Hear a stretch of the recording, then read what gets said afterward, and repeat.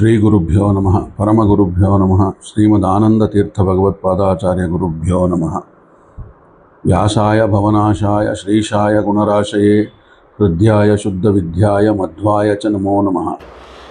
ಗೀತೆಯನ್ನು ಉಪದೇಶ ಮಾಡಲಿಕ್ಕೂ ಮುಂಚೆ ಅವನ ಮೈಂಡನ್ನು ಟ್ಯೂನ್ ಮಾಡಲಿಕ್ಕೆ ಒಂದು ಕಥೆಯ ರೂಪದಲ್ಲಿ, ಅವಧೂತನ ಕಥೆಯ ರೂಪದಲ್ಲಿ ಹೇಳ್ತಾ ಇದ್ದಾನೆ. ಪ್ರಕೃತಿಯ ಪಾಠ. ಅವಧೂತ 24 ಮಂದಿಯಿಂದ ಏನು ಪಾಠವನ್ನು ಕಲಿತ ಅಂತ ರಾಜನಿಗೆ ಹೇಳ್ತಾ ಇದ್ದಿದ್ದನ್ನು ಕೇಳಿದ್ದೇವೆ. 19 ಮಂದಿಯಿಂದ ಆಗಲೇ ಏನು ಕೇಳಿದ್ದಾನೆ, ಏನು ಕಲ್ತಿದ್ದಾನೆ ಅನ್ನೋದನ್ನು ನೋಡಿದ್ದೀವಿ. ಮುಂದೆ 20ನೇದು ಒಂದು ತೊಟ್ಟಿಲಲ್ಲಿ ಮಲಗಿರೋ ಮಗು, ಹಸುಗೂಸು. ಆ ಮಗುವಿನಿಂದ ನಾನೊಂದು ಪಾಠ ಕಲಿತೆ ಅಂತ ಹೇಳ್ತಾನೆ. ಮಗು ನೀವು ನೋಡಿದ್ರೆ ಅದ್ರ ಪಾಡಿಗದು ಕೈಕಾಲು ಬಡ್ಕೊಂಡು ನಗತಾ ಖುಷಿಯಾಗಿ ಮಲಗಿರುತ್ತೆ. ಯಾವ ಪ್ರಪಂಚದ ಜಂಜಾಟಗಳಿಗೂ ಅದಕ್ಕೆ ಗೊತ್ತಿರಲ್ಲ, ಬೇಕಾಗೂ ಇಲ್ಲ, ಹೇಳಿದ್ರೂ ಗೊತ್ತಾಗೋದಿಲ್ಲ, ಅದಕ್ಕೆ ಬೇಡವಾಗಿರುತ್ತೆ. ಮತ್ತು ಯಾವುದರ ಚಿಂತೆಯೂ ಅದಕ್ಕಿರೋದಿಲ್ಲ. ಅದರ ಹತ್ರ ಯಾವ ಬಯಕೆಗಳೂ ಇರೋದಿಲ್ಲ. ಅದು ಕಣ್ಣು ಮುಂದೆ ಏನು ಕಾಣುತ್ತೆ ಅದನ್ನೇ ನೋಡುತ್ತೆ, ಖುಷಿ ಪಡುತ್ತೆ. ಕಾಣದೇ ಇರೋವಾಗ ನಿದ್ದೆ ಮಾಡುತ್ತೆ ಅಥವಾ ಸುಮ್ಮನಿರುತ್ತೆ, ಅಷ್ಟೇ. ಕಿವಿಗಷ್ಟೇ ಏನು ಕೇಳುತ್ತೋ ಕೇಳಿ ಬಿದ್ದಿದ್ದನ್ನು ಕೇಳಿಸ್ಕೊಳ್ಳುತ್ತೆ, ಇಲ್ಲದೆ ಇರೋದನ್ನು ಬೇಕು ಅಂತ ಬಯಸೋದಿಲ್ಲ. ನಾಲಿಗೆಗೂ ಅಷ್ಟೇ, ಏನು ತಾಯಿ ಏನು ಕುಡಿಸ್ತಾಳೋ ತಿನ್ನಿಸ್ತಾಳೋ ಅದಷ್ಟೇ ಇರುತ್ತೆ, ಬಿಟ್ಟರೆ ನನಗೆ ಅದು ಬೇಕು ಇದು ಬೇಕು ಅನ್ನೋ ಹಂಬಲನೂ ಇರೋಲ್ಲ, ಚಾಪಲ್ಯನೂ ಇರೋಲ್ಲ. ಅಂದರೆ ಒಂದು ಮಗು ನಿರ್ಲಿಪ್ತತೆಯಿಂದ ಪ್ರಪಂಚದ ಯಾವ ಆಗು ಹೋಗುಗಳನ್ನು ತಲೆಗೆ ಹಚ್ಕೊಳ್ಳದೆ, ಬೇಡದಿರ ನಾಲಿಗೆಯ ಚಾಪಲ್ಯಕ್ಕೆ ಒಳಗಾಗದೆ, ತಮ್ಮ ಇಂದ್ರಿಯಗಳ ಚಾಪಲ್ಯಕ್ಕೆ ಒಳಗಾಗದೆ, ಕಣ್ಣು ಕೈಕಾಲು ಕಿವಿಗೆ ಅದು ಬೇಕು ಇದು ಬೇಕು ಅನ್ನೋದನ್ನು ನೋಡದೆ ಹೇಗೆ ಅದು ಸಂತೋಷವಾಗಿರ್ತದೆ, ಹಾಗೆ ನಾವಿರಬೇಕು ಅನ್ನೋದನ್ನು ಇಲ್ಲಿ ಅವಧೂತ ಹೇಳ್ತಾ ಇದ್ದಾನೆ. ನಾನು ಕಲಿತೆ ಅಂತ. 2 ಚಾಪಲ್ಯ ಎಲ್ಲ ಚಾಪಲ್ಯಕ್ಕಿಂತ ಬಹಳವಾದ ಒಂದು ಕಷ್ಟವನ್ನು ತರುವಂಥದ್ದು ಮನುಷ್ಯನಿಗೆ. ಎಲ್ಲ ದುರ್ಘಟನೆಗಳಾಗಲಿ ಎಲ್ಲವೂ ಆಗೋದೇ ಅವೆರಡರಿಂದ. ಇಂದ್ರಿಯಗಳ ಚಾಪಲ್ಯದಲ್ಲಿ ಕಣ್ಣಿಗೆ ಯಾವುದು ಬೇಕೋ ಅದನ್ನು ತೋರಿಸದೇ ಬೇಕಾದರೆ ಹೋಗ್ಬೋದು, ಒಂದು ರೂಮ್ನಲ್ಲಿ ಕೂತು ಏಕಾಂಗಿಯಾಗಿ. ಕೈಕಾಲುಗಳಿಗೆ ಯಾವುದು ಬೇಕೋ ಅದೆಲ್ಲೂ ಹೋಗದಿರ ಒಂದು ಕಡೆ ಕೂತು ಅದರ ಚಾಪಲ್ಯವನ್ನು ನಿಯಂತ್ರಣ ಮಾಡ್ಬೋದು. ಕಿವಿಗೆ ಅದಕ್ಕೇನು ಕೇಳಬೇಕು ಅಂತಿರುತ್ತೋ ಅದನ್ನು ಕೇಳಿಸ್ತೀರ ಒಂದು ಕಡೆ ಹೋಗಿ ಏಕಾಂತದಲ್ಲಿದ್ದು ಅದರ ಚಾಪಲ್ಯವನ್ನೂ ತಡೆ ಮಾಡ್ಬೋದು, ಎಲ್ಲವನ್ನೂ ನಿಗ್ರಹ ಮಾಡಿ ಗೆಲ್ಲಬಹುದು. ಆದರೆ 2 ಚಾಪಲ್ಯದಿಂದ ಮನುಷ್ಯ ಗೆಲ್ಲೋದಕ್ಕೆ ಸಾಧ್ಯವೇ ಇಲ್ಲ ಇವತ್ತಿನ ತನಕ. ಒಂದು ನಾಲಿಗೆಯ ಚಾಪಲ್ಯ, ಇನ್ನೊಂದು ಕಾಮದ ಚಾಪಲ್ಯ. ಇದೆರಡೂ ಕೂಡ ಮನುಷ್ಯನನ್ನು ಅಧೋಗತಿಗೆ ತಗೊಂಡು ಹೋಗುವಂಥ ಇಂದ್ರಿಯಗಳು. ಒಂದು ಸುಮ್ಮನೆ ಏನಿಲ್ಲ ಅಂದರೂ ಒಂದು ಚಪಲ ತಿನ್ನಬೇಕಲ್ಲ ಅಂತ ತಿಂತಾ ಇರಬೇಕು. ಏನೋ ಒಂದು ಮುಖ್ಯವಾಗಿ ಏನಪ್ಪ ಅಂದರೆ ಡಾಕ್ಟ್ರು ಹೇಳಿರ್ತಾನೆ, ತಿನ್ನಬೇಡಪ್ಪ ಒಳ್ಳೆಯದಲ್ಲ ನಿನಗೆ ಅಂತ. ಆದರೂ ಅದನ್ನೇ ತಿನ್ನಬೇಕು ಅನ್ನೋ ಬಯಕೆ. ಏನಿದೆ ನೋಡ್ಬಿಡೋಣ, ಒಂದು ಸ್ವಲ್ಪ ಏನಾಗುತ್ತೆ ನೋಡ್ಬಿಡೋಣ, ಅಯ್ಯೋ ಹೋಗುತ್ತೆ ಪ್ರಾಣ, ತಿಂದು ಸಾಯೋಣ ಅಂತ ಮನುಷ್ಯನ ಒಂದು ಮೆಂಟಾಲಿಟಿ. ಅದರಿಂದ ಮತ್ತು ನಾಲ್ಗೆಯನ್ನು ನೀನು ಕೊಡ್ದಿರ ಒಂದು ರೂಮಲ್ಲಿ ಹಾಕಿ ಒಬ್ಬನ್ನು ಕೂಡಿಸಿದ್ರೆ ಅದು ಕಡಿಮೆ ಆಗೋದ್ರ ಬದಲಿಗೆ ಅದು ಜಾಸ್ತಿಯೇ ಆಗ್ತಾ ಹೋಗುತ್ತೆ, ಬಿಟ್ಟರೆ ಅದರಿಂದ ಅದನ್ನು ನಾಲ್ಗೆಯನ್ನು ಗೆಲ್ಲಲಿಕ್ಕೆ ಸಾಧ್ಯವೇ ಆಗೋದಿಲ್ಲ. ಇದು ನಾಲ್ಗೆಯ ಚಾಪಲ್ಯ. ಇನ್ನೊಂದು ಎಲ್ರಿಗೂ ಗೊತ್ತಿರೋ ಅಂಥದ್ದು ಕಾಮದ ಚಾಪಲ್ಯ.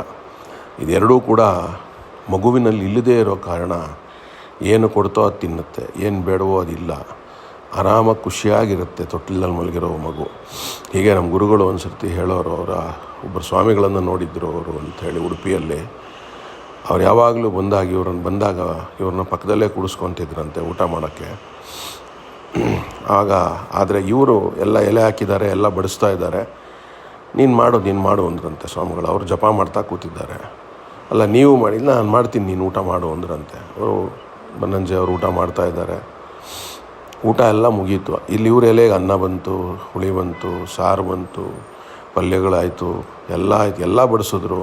ಪಾಯಸ ಆಯಿತು, ಮಜ್ಜಿಗೆ ಬಂತು ಕೊನೆಗೆ, ಅದನ್ನು ಹಾಕಿ ಅಂದರು. ಜಪ ಮಾಡ್ತಾ ಕೂತಿದ್ದಾರೆ. ಅದು ಮುಗೀತು, ಎಲ್ಲ ಹಾಕಾಯಿತು. ಇನ್ನೇನು ಎದ್ದೇಳಬೇಕು ಎಲ್ಲರೂ ಅನ್ನೋವಾಗ ಜಪದ ಮಣಿ ಪಕ್ಕಕ್ಕಿಟ್ಟರು. 2 ತುತ್ತು 4 ತುತ್ತು ಕಲಿಸ್ಕೊಂಡ್ರು, ಎಲ್ಲವನ್ನು ಒಟ್ಟಿಗೆ ತಿಂದರು. ಇದೇನು ಸ್ವಾಮಿಗಳೇ ಇದು, ಈ ಥರ ಮಾಡ್ತಾ ಇದ್ದೀರಲ್ಲ, ಯಾಕೆ? ಎಲ್ಲ ಇಷ್ಟ ಆಗಿತ್ತು, ಆರಾಮಾಗಿ ಎಲ್ಲ ಒಂದು ಚೂರು ಬೇರೆ ಥರ ನೋಡ್ಬೋದಾಗಿತ್ತು ರುಚಿ, ಎಲ್ಲ ಒಟ್ಟಿಗೆ ಮಿಕ್ಸ್ ಮಾಡ್ಕೊಂಬಿಟ್ರಲ್ಲ, ರುಚಿ ಗೊತ್ತಾಗಲ್ಲಲ್ಲ ಅಂತ ಕೇಳಿದಾಗ ಅವರು, ಈ ವಸ್ತು ತಿಂಡಿ ಪದಾರ್ಥ ನನ್ನ ನಾಲಿಗೆಯ ಹೊರಗಡೆ ಇದೆ, ಆಗಲೂ ನನಗದು ರುಚಿ ಗೊತ್ತಿಲ್ಲ. ನಾಲಿಗೆ ಒಳಗೆ ಹೋಗುತ್ತೆ, ಅಲ್ಲೂ ಎಲ್ಲ ಮಿಕ್ಸ್ ಆಗೇ ಹೋಗೋದು, ಆವಾಗಲೂ ನನಗೆ ರುಚಿ ಗೊತ್ತಿಲ್ಲ. ಆ 1.5 ಇಂಚ್ ನಾಲಿಗೆ ಚಾಪಲ್ಯಕ್ಕೋಸ್ಕರ ಊಟ ಮಾಡಿ ಟೈಮ್ ವೇಸ್ಟ್ ಮಾಡಿ ಭಗವಂತನ ಜಪ ಮಾಡೋದು ನಿಲ್ಸೋಕ್ಕಾಗತ್ಯಾ? ಅದ್ರ ಬದಲು ನಾನು ಜಪ ಮಾಡ್ತಾಯಿರ್ತೀನಿ. ಎಲ್ಲ ಮುಗಿದ ಮೇಲೆ 2 ತುತ್ತು ಬದುಕಿರೋಕ್ಕೋಸ್ಕರ ತಿನ್ನಬೇಕು, 2 ತುತ್ತು ಬಾಯಿಗೆ ಹಾಕ್ಕೊಂಡು ಎದ್ದೇಳ್ತೀನಿ ಅಂದರು. ಅವರು ಅವಧೂತರೆ ಅಂತ ಹೇಳ್ತಾಯಿದ್ರು. ಆ ಥರ ನಾಲಿಗೆ ಚಾಪಲ್ಯವನ್ನು ಗೆದ್ದವರು ಬಹಳ ಬಹಳ ವಿರಳ. ಹೀಗೆ ನಾನು ಮಗುವಿನಿಂದ ಈ ಪಾಠವನ್ನು ಕಲಿತೆ ಅಂತ ಅವಧೂತ ರಾಜನಬಲಿ ಹೇಳ್ತಾನೆ. 23ನೇದು ಇವತ್ತು ನೋಡ್ತಾ ಇದ್ದೇವೆ. ಅವಧೂತ ಹೇಳ್ತಾನೆ, ನಾನು ಒಂದು ಜೇಡದಿಂದ ಒಂದು ಪಾಠವನ್ನು ಕಲಿತೆ ಅಂತ. ಬಹಳ ವಿಚಿತ್ರ ಇದು, ಆದರೂ ಬಹಳ ಸೊಗಸಾಗಿದೆ ಇದು. ಈ ಥರ ಯೋಚನೆ ಮಾಡಲಿಕ್ಕೂ ಯಾರ ಕೈಲೂ ಸಾಧ್ಯವಿಲ್ಲ. ಏನು ಪಾಠ ಕಲಿತ ಜೇಡನ ಹತ್ರ? ಜೇಡ ಏನೋ ಒಂದು ತಿನ್ನುತ್ತೆ, ಅದರ ಹೊಟ್ಟೆ ಒಳಗೆ ಅದು ಅಂಟಿನ ಪದಾರ್ಥವಾಗಿ ಕನ್ವರ್ಟ್ ಆಗುತ್ತೆ. ಆ ಅಂಟಿನ ಜಿಗುಟು ಪದಾರ್ಥದಿಂದ ಅದು ಬಲೆಯನ್ನು ಸೆಳೆಯುತ್ತೆ. ಆ ಬಲೆಯನ್ನು ಸೆಳೆದಾಗ ಏನಾಗುತ್ತೆ ಅಂದರೆ ಅದು ವಾಸ ಮಾಡಲಿಕ್ಕೆ ಜಾಗ ಆಗ್ತದೆ ಮತ್ತು ಬಹಳ ಒಂದು ವಿಭಿನ್ನ ರೀತಿಯಿಂದ ಆರ್ಟಿಸ್ಟಿಕ್ಕಾಗಿ ಕಟ್ಟುತ್ತೆ. ಅದು ಭಾಳ ಸುಂದರವಾಗಿರುತ್ತೆ ನೋಡಲಿಕ್ಕೆ. ನಾವೆಲ್ಲ ಬಿಡಿ ಜಾಡಿಸ್ಬಿಡ್ತೀವಿ, ಅದನ್ನು ಜೇಡರ ಬಲೆ ತೆಗೆದು ಬಿಸಾಡ್ತೇವೆ. ಆದರೆ ಅದು ಎಷ್ಟು ಸುಂದರವಾಗಿ ಅದು ಕಟ್ಟುತ್ತೆ ಅಂದರೆ ಅದು ಆರ್ಟಿಫಿಷಿಯಲಾಗಿ ಇವತ್ತಿನ ತನಕ ಮನುಷ್ಯ ಅದನ್ನು ಏನೇನೋ ಕಂಡುಹಿಡಿದಿದ್ದಾನೆ. ಜೇಡರ ಬಲೆಯನ್ನು ಸೃಷ್ಟಿ ಮಾಡೋದು ಹೇಗೆ ಅಂತ ಕಂಡುಹಿಡಿದಿಲ್ಲ.